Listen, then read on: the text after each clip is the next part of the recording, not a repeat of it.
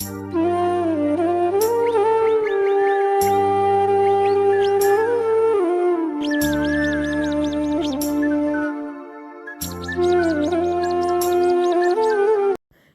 সকাল আমার প্রিয় পরিবার, তোমরা সকলে কেমন আছো? আশা করছি যে যেখান থেকে ব্লগটা দেখছো সকলে ভালো আছো। তোমাদের আশীর্বাদ ও ভালোবাসার সাথে নিয়ে আজকের ব্লগটা শুরু করলাম। এখন বাজে ঘড়ির কাঁটায় ঠিক সকাল 9টা। উঠে পড়েছি অনেকক্ষণ, কিন্তু সংসারে আশিবাসি সমস্ত কাজ শেষ করেই চলে এলাম এইদিকে একেবারে বিছানাটা পরিষ্কার করতে।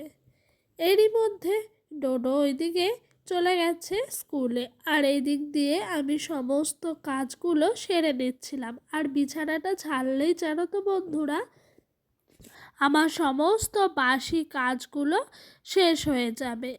তো ওই দিক দিয়ে শাশুড়ি মাকে বললাম একটু ডোডোর জন্য জল গরম করতে, কারণ ওকে তো সকালে সেরেল্যাক্স খাওয়াবো। তাই উনি ওই দিক দিয়ে দেখলাম জল গরম করা শেষ হওয়াতে একটু চাও বসিয়ে দিল। তাই আর কি সময়ের মধ্যে সমস্ত কাজ শেষ করে নেওয়ারই চিন্তা ভাবনা চলছে। এদিক দিয়ে তো বিছানা ছাড়া হয়ে গেল, আর চাদরগুলো যেগুলো ঝোলে না, সেগুলো আমি তোড়সোক আর জাজিনের নিচ দিয়ে চিরুনি দিয়ে ভরে ভরে দিই, তাহলে কিন্তু অনেকটাই সুন্দর হয়। না হলে জানো তো বন্ধুরা, আমার নখে না অনেকটাই ব্যথা হয়। তো ওইদিকে কাজকর্ম শেষ, এখনও দুপুরের রান্নার প্রস্তুতি চলছে, মানে রান্নার সরঞ্জাম গুছিয়ে নিয়ে বসবো। তাই আর কি চলে এলাম একেবারে সকাল সকালই কড়াইয়ের মধ্যে একটু ছাই আর সার্ফ মিশিয়ে দিয়ে দিতে। বর্তমান সমাজে মানুষের কাছে পছন্দের মানুষ হতে গেলে না এখন টাকার প্রয়োজন লাগে। আগে মানুষ বিচার করত কে ভালো কে খারাপ তার ব্যবহার দিয়ে, এখন মানুষ বিচার করে কার কত টাকা আছে, কার কত সম্পত্তি, সোনা দানা ব্যাংক ব্যালেন্স আছে।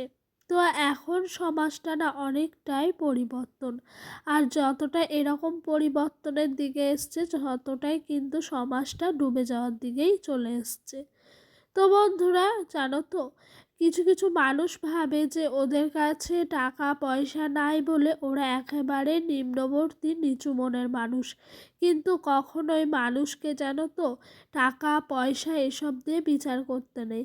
মানুষের মধ্যে কি আছে সব থেকে বেশি হলো তার কাছে মনটাই হলো সব থেকে বড় সম্পদ। আর একটা ভালো মানুষ, সেটাই কিন্তু বড় সম্পদ। তো বন্ধুরা, তোমাদের সঙ্গে কথা বলতে বলতে মাছগুলো ভাজা হয়ে গেল, এদিক দিয়ে মাছের ঝোলটাও কিন্তু নামিয়ে দিলাম। তারপরে সমস্ত রান্নাবান্নাগুলো শেষ করে নেবো একে একে, তারই প্রস্তুতি চলছে। তো বন্ধুরা, জানি না তোমাদেরকে কতটুকু আমি জ্ঞান দিতে পারি। তো আমার কাছে যেটুকুই জ্ঞান বা আর এই বয়সে এসে যতটুকু নিজের মনের মধ্যে এক্সপিরিয়েন্স হয়েছে না, সেখান থেকেই তোমাদেরকে আমি কিছু কথা প্রত্যেক দিনই শেয়ার করার চেষ্টা করি। তো বন্ধুরা, এই দেখো মাছের ঝোলটা কিন্তু কড়াই থেকে নামিয়ে ফেললাম। তারপরে একে একে সমস্ত মাছগুলো কিন্তু দিয়ে দিচ্ছিলাম। কেন জানো তো, আজকে না মাছগুলো এই যে পাতার আগুনে ভাজতে গিয়ে নিভে যাওয়াতে অনেকক্ষণ না জ্বলছিল না, উনুনটা অনেক কষ্ট করে জ্বালালাম, তাই মাছগুলো কড়াইয়ে দেওয়ার পরই নিভে গেছিলো। তেলটাও কিন্তু ঠান্ডা হয়ে গেছে, তাতে করে কিন্তু মাছগুলো অনেকটাই ভেঙে গেছে। তাই একটা একটা করে আমি মাছগুলো ঝোল নামানোর পর দিয়ে দিচ্ছিলাম। ভেঙে গেছে যেহেতু, ঝোলটা না মানে ঢুকেই যাবে ভেতরে, সেই কারণেই আরও দিলাম। তো মাছের ঝোলটা আমি হয়তো ভেবেছিলাম কেউ খেতেই পারবে না, আর অনেক বকা খাবো আজকে, কারণ মাছগুলো ভেঙে যাওয়াতে অনেক টাকার মাছ নিয়েছিল তো ডোডোর পাপা আশা করে। তো সত্যি কথা বলতে যেটা ভেবেছিলাম সেটার একদমই বিপরীত হয়েছে। সবাই শুধু বলেছে মাছের ঝোলটা খেতে অনেক সুন্দর হয়েছে, আর মাছগুলো যে ভেঙে গেছে সেগুলো কিন্তু কেউ বুঝতে পারেনি। তা বলে এই কথাটা আমি যে বলবো না সেটা কিন্তু না, আমি কিন্তু রাতের বেলা খাওয়ার পর সবাইকে এই কথাটা জানাবো যে মাছটা ভেঙে গেছিলো। তো বন্ধুরা জানো তো, অনেক সময় মানে আমার বিয়ের পর থেকেই আমি দেখেছি আমার স্বামী হয়তো গরিব, আর্থিক অবস্থা সেরকম ভালো না, তাতে করে কিন্তু আমার যত বন্ধু বান্ধব আর আত্মীয় স্বজন ছিল না, আমার তুলনায় যাদের বড়লোক বাড়িতে বিয়ে হয়েছে তারা কিন্তু আমার সঙ্গে যোগাযোগ রাখা বন্ধ করে দিয়েছে। বলতে গেলে আমার সঙ্গে এখন কারোরই যোগাযোগ নাই, আমি পুরো আমার মতো হয়ে গেছি। তো কিছু করার নাই, আমার এই গরিব সংসারটাই আমার কাছে অনেকটাই দামি। আর আমার কাছে হয়তো অর্থ বা কোনো সম্পদ নাই, কিন্তু না আমাদের মধ্যে মনের মধ্যে না একটা ভালো সম্পর্ক রয়েছে, যেটাই কিন্তু এখন মানুষের মধ্যে পাওয়া যায় না। তাও যেন আমরা দিন আনা দিন খাওয়া সংসারে থেকেও কিন্তু অল্প অল্প সঞ্চয় করে নিজেদের শখ আহ্লাদ সমস্তটাই পূরণ করি। তো আজকে সারাদিন বাড়িতেই ছিলাম, হঠাৎ বিকালে একটা প্ল্যানিং হয়েছে, সেটা কিন্তু তোমাদের পরেই বলছি। তো বন্ধুরা, ওই যে মানি প্ল্যান্ট গাছটা ছিল না, সেই গাছটা কিন্তু যেন আমি একটা আমার বোতল ছিল, বোতলটা কেটে তার মধ্যে লাগিয়ে দিলাম। তো এই দেখো এদিকে দুপুরে ভাত নিয়ে নিয়েছি, ডোডোর পাপা তো দিয়েই দিলাম খেতে এর আগে। তো এদিকে শাশুড়ি মায়ের আর আমার ভাত বেড়ে নিয়েছি। আজ কিন্তু সবজি নাই তরকারি নাই করে করে অনেক কিছুই রান্না হয়েছে। এই যে মাছের ঝোল হয়েছে ফুলকপি আলু দিয়ে, শীতকালে যেটা সবারই প্রিয় খাবার। আর এদিক দিয়ে হয়েছিল মাছের তেল, মাছের তেলটাও কিন্তু আমার অনেকটাই পছন্দের খাবার। কিন্তু জানো তো কেন জানি না মাছের তেলটা একটু তেতো লাগছিল, হয়তো যখন কেটেছে তখনই পিত্তিটা গলে গেছে। আর এদিক দিয়ে শাশুড়ি মা আজ করেছিল এই ঘ্যাটটা, উনি বললো আমি করব, সেই কারণে আরও করা হলো। আর এই দেখো মানি প্ল্যান্ট গাছটা কত সুন্দর লাগছে না, একটা পাটকাঠি দিয়ে বেঁধে রেখেছি। আর আমাদের প্ল্যানটা ছিল একটু বিশালে যাব, আমাদের কালনার নাম করা একটা শপিং মল। তো এখানে চলে এসেছি, ডোডোকে বসিয়ে দিয়েছি টুলের ওপরে, আর আমরা দেখছি কি কি নেব। এখান থেকে ডোডোর পাপা একটা প্যান্ট নিয়েছে, এই দেখো যেটা দেখছে বারবার এটাই কিন্তু নিয়েছে, কিন্তু আমাকে বারবার বলছে অনেক টাকা দাম হয়ে গেছে। শপিং শেষ করে দীপুদি আর আমি, আমার হাজব্যান্ড আর ছেলে গেছিল, সবাই চলে এলাম একেবারে খাওয়া দাওয়া করতে একটা ছোট্ট রেস্টুরেন্টে। এদিকে দেখেছো ডোডো আর ডোডোর পাপা বসে আছে, আর এদিকে ডোডোর পাপা অর্ডার দিয়েছিল 3টে এগ রোল। তো আমাদের তিনজনার আর ডোডোর জন্য অর্ডার দিয়েছিল একটা ডিম সেদ্ধ, কারণ কি বলো তো এগ রোল তো খেতে পারে না সেরকম বাচ্চা মানুষ, সেই কারণে।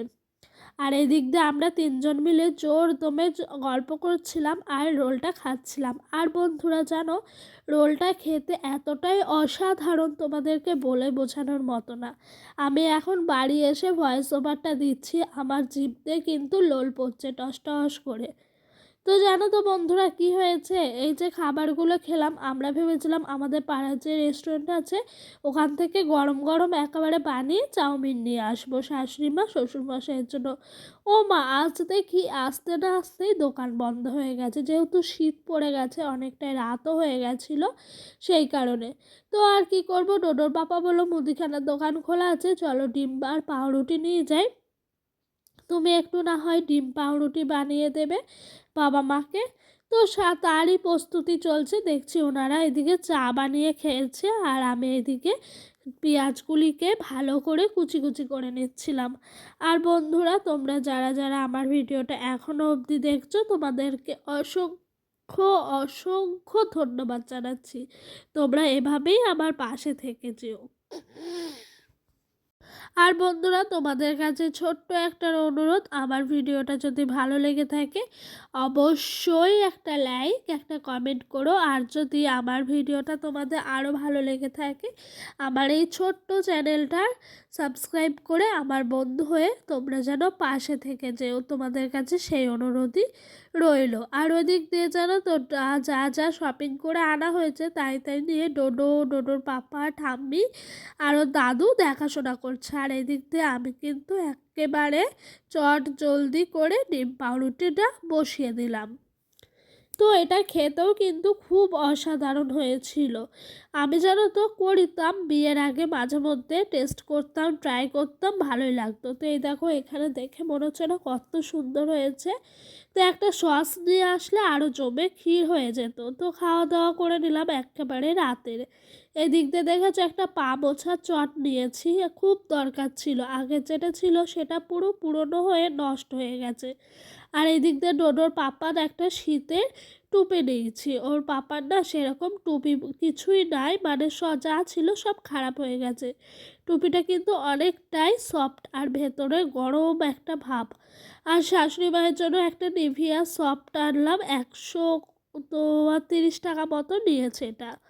আর এই দিক দিয়ে ডোডোর জন্য একটা প্যান্ট নিয়েছিলাম, কত সুন্দর না প্যান্টটা। আমার কিন্তু এই কানগুলো, মুখগুলো আর চোখগুলোর জন্যই অনেকটা পছন্দ হয়েছিল। আমি অনেক দিন ধরে ভাবছিলাম একটু বিশালে যাব, বিশালে গিয়ে মনের মতো করে কিছু শপিং করে আসবো। সেগুলো কিন্তু সত্যি বলতে আজ আমি মনের মতো করেই করে আসলাম। আর ডোডোর জন্য দুটো মোজা নিয়েছি, এই মোজাগুলো যেন 60 টাকা নিয়েছে দুজোড়া মোজা, খুব ভালো হয়েছে যেন, পুরো সুতির আর কি সুন্দর মিকি মাউসের ছবি। আমার কিন্তু অনেক অনেক অনেক পছন্দ হয়েছে এইসব জিনিসগুলো। আর তারপরে নিয়েছি আমাদের জন্য এক জোড়া মোজা, শ্বশুরমশাই শাশুড়ি মায়ের জন্য এক জোড়া করে মোজা। তো এখানে দুজোড়া করে আছে, আমরা দুজন এক জোড়া এক জোড়া দুজোড়া নিয়েছি, আর ওনাদের এই যে এটা আমাদের।